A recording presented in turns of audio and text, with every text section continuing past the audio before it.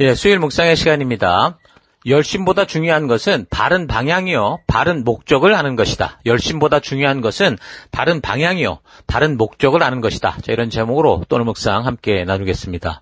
자, 어제까지 우리는 스파냐서를 바르게 이해할 수 있는 역사적인 배경들을 묵상했습니다. 우리가 살핀 므낫세 시절의 상황을 잘 이해하면 스파냐 선지자를 통해 말씀하시는 그 하나님의 의도를 충분히 이해할 수 있을 것이라고 봅니다. 그래서 전체적인 내용의 구조를 보면 1장에서 2장 3절까지 여호와의 날에 임할 심판을 외치면서 회개를 촉구하고요. 2장 4절부터 마지막 3장 20절까지도 역시 여호와의 날에 임할 심판과 또 구원의 약속에 대해 선포합니다. 그러니까 1장에서 처음 외치는 여호와의 날에 대한 심판은 남유다와 예루살렘에 대한 거고, 2장에서 외치는 여호와의 날에 대한 심판은 열방에 대한 심판, 그리고 예루살렘의 구체적인 죄악들을 드러내면서 남은 자들에 대한 구원과 회복에 대해 말씀합니다.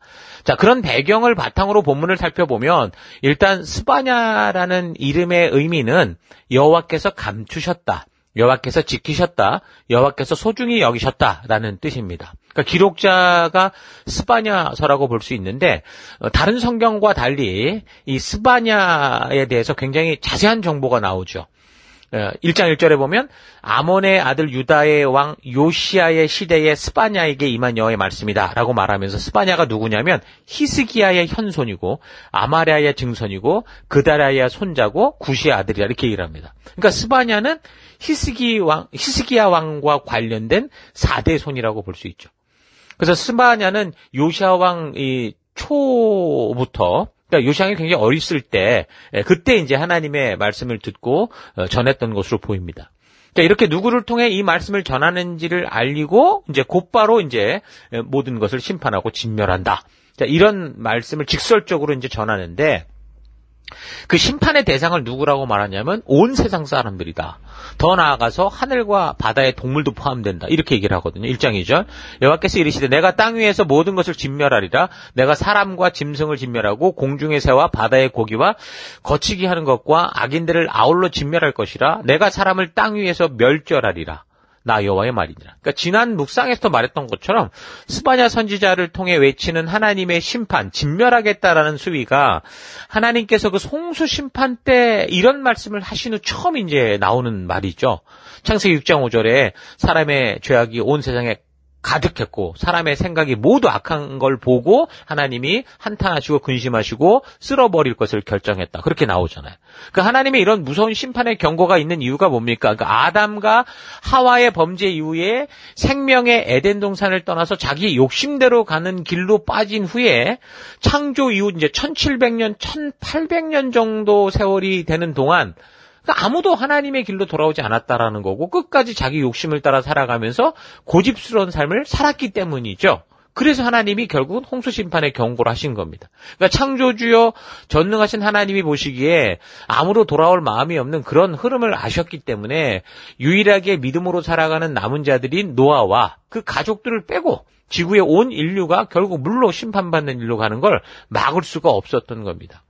자, 이 사실도 길게 보면 아담과 하와라는 사람이 므낫세처럼 자기의 욕심대로 행하는 결단을 하고 하나님의 뜻을 외면하고 선악과를 따먹는 그 행동으로 말미암아 그 나비 효과가 점점점 크게 나타나서 그 이후에 이제 1700년, 1800년 만에 모든 인류가 결국 홍수로 멸망당하는 그런 심판에 이르게 된 거죠. 같은 원리로 므낫세로 말미암아 완전히 악해진 이스라엘 백성들이 끝까지 죄를 반복하며 욕심을 떠나지 않았기 때문에 창세기 표현대로라면 사람들이 생각하는 모든 계획이 항상 악했기 때문에 결국 홍수 멸망의 시기가 다가오는 그때 온 시기를 심판하셔야만 했던 하나님의 그 말씀이 지금 하나님 앞에서 바르게 서고자 했던 요시야가 이 의로운 길로 가도 결국 노아와 같은 그런 사람이 되고 만 거죠. 여전히 그 마음속에 진정으로 변화되지 않고 욕심대로 살아가는 이 세대와 그 풍토들을 보며 그렇게 심판이 선포되는 겁니다. 그리고 홍수 심판 앞에서 남은 자, 그 노아에게 당신의 변하지 않는 구원의 약속을 주셔서 새로운 세계를 여시는 것처럼 지금 남유다의 멸망의 시기가 다가올 때도 끝까지 하나님의 음성을 듣고 따라가는 그 남은 자, 노아와 같은 자들과 하나님은 새 언약을 이루어 가실 것이고 변함없이 당신이 약속했던 그 하나님의 나라를 이루고 갈 거다라는 걸 분명히 말씀하시죠.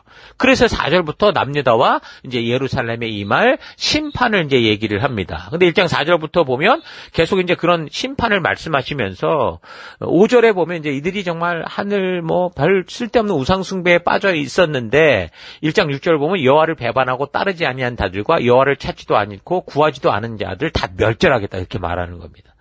여기 4절에 보면 그마림이라는 게 나오는데 이건 바알 종교를 비롯해서 이 모든 이교들의 사제들을 부르는 호칭입니다. 그러니까 기록에 의하면 이 이름은 고대 중동 지역 서쪽에서 숭배되던 종교 사제들을 칭하는데 이게 한 국가의 왕이 임명을 하는 거였어요.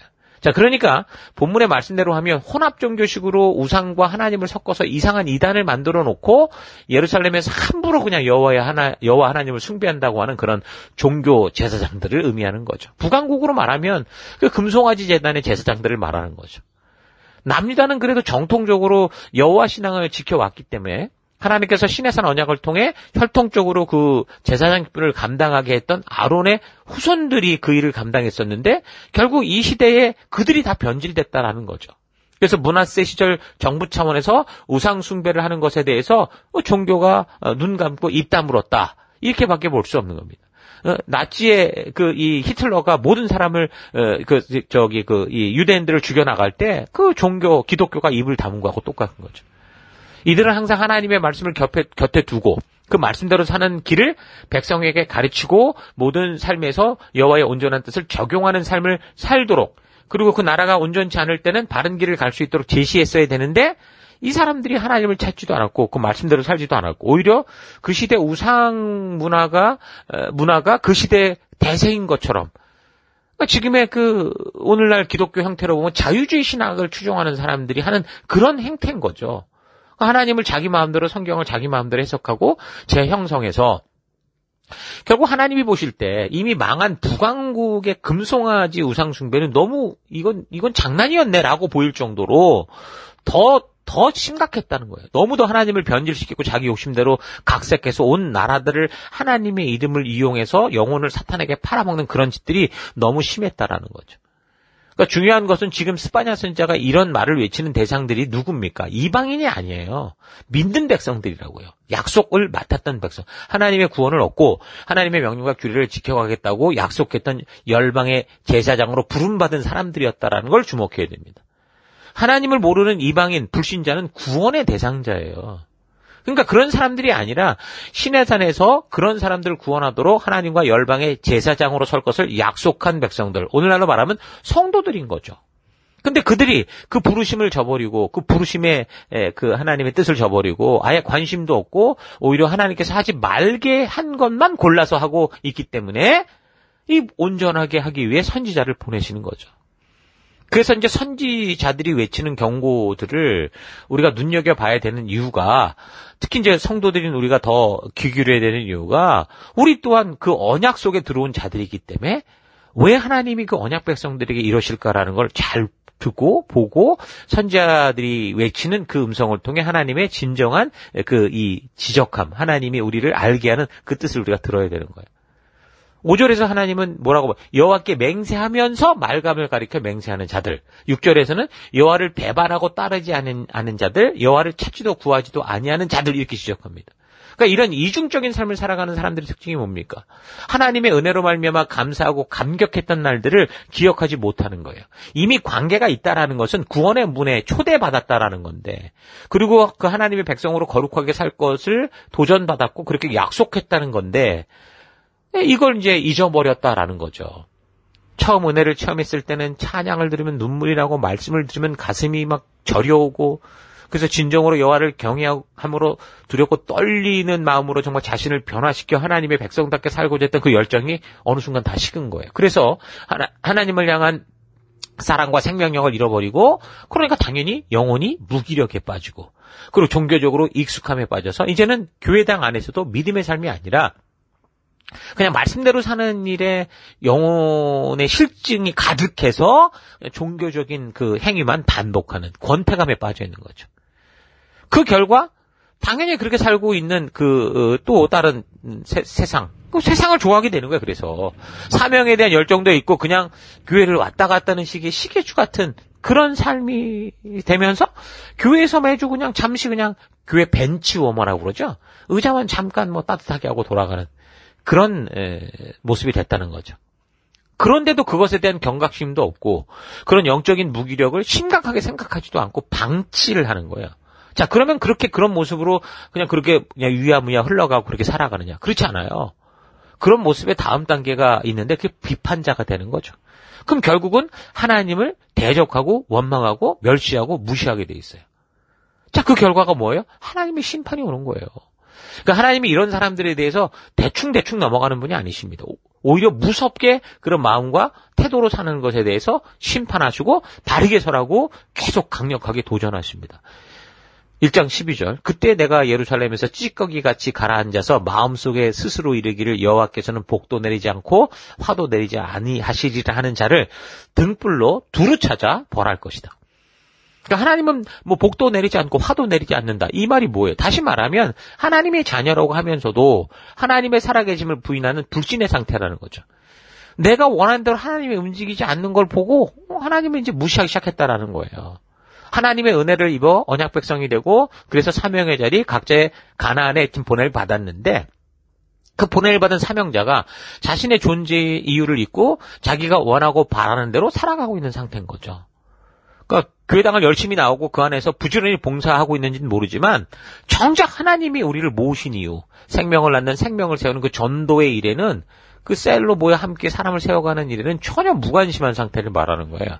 그래서 우리가 교회에서 다른 행사는 못해도 사람을 하나님의 말씀으로 세워가는 그 일, 그 하나님의 가정을 꾸려서 하나님의 그 자녀들을 자라게 하는 일, 그 예수의 피로 사서 우리에게 맡기신 생명들에게 하나님의 진심을 전하고 알게 해서 그 사람 스스로 주도적으로 하나님을 찾는 사람을 세우는 이 일을 하지 않은 경우 이제 그렇게 돼갈 수밖에 없어요.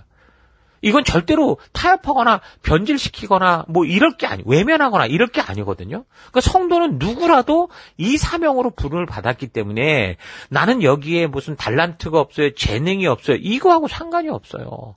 여러분 우리가 태어나면 당연히 음식을 먹어야 되고 이 먹는 것에 있어서 우리가 재능을 갖고 먹고 안 먹고의 문제가 아니잖아요.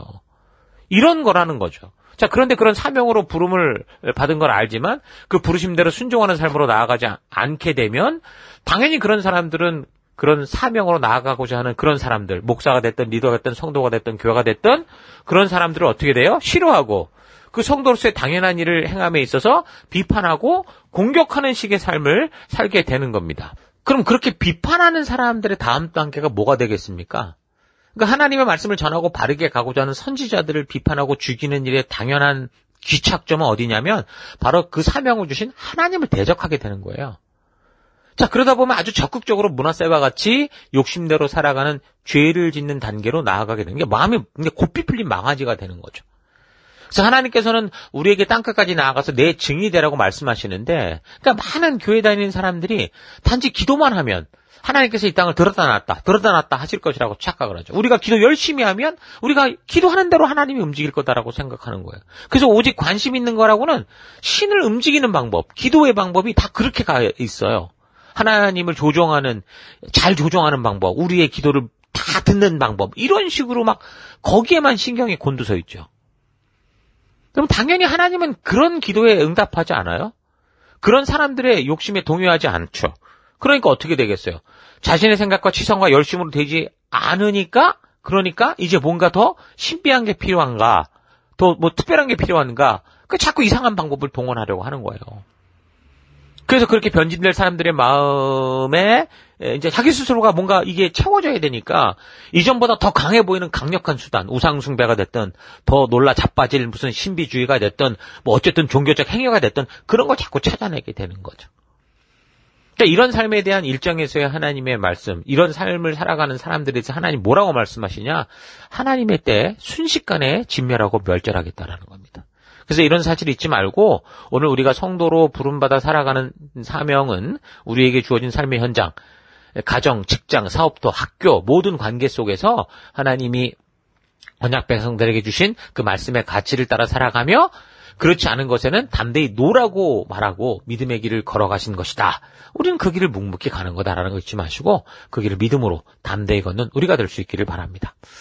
자, 오늘 하루 나는 현재 내가 살아가고 있는 나의 삶의 모든 것이 마치 하나님께서 홍수 심판의 때와 또 므낫세 시대 욕심으로 살던 백성들에게 심판의 날을 선포하듯 그렇게 하나님께서 나에게 여호와의 날을 경고하게 되는 삶을 살고 있는지 아니면 비록 모두가 하나님이 심판하실 수밖에 없는 삶으로 간다고 해도 나는 요시아 왕처럼 끝까지 오직 우리 주님과 언약한 백성답게 어떤 상황과 환경 속에서도 나와 언약을 맺고 나에게 맡겨주신 그 하나님 나라 백성다운 삶의 가치를 따라 살아가고 있는지 차분히 생각해 보기 바랍니다. 우리는 하나님과 언약을 맺은 사명의 백성들입니다. 그래서 하나님 주신 사명에 관심이 없고 게으른 삶을 사는 것은 진정한 성도가 아니죠.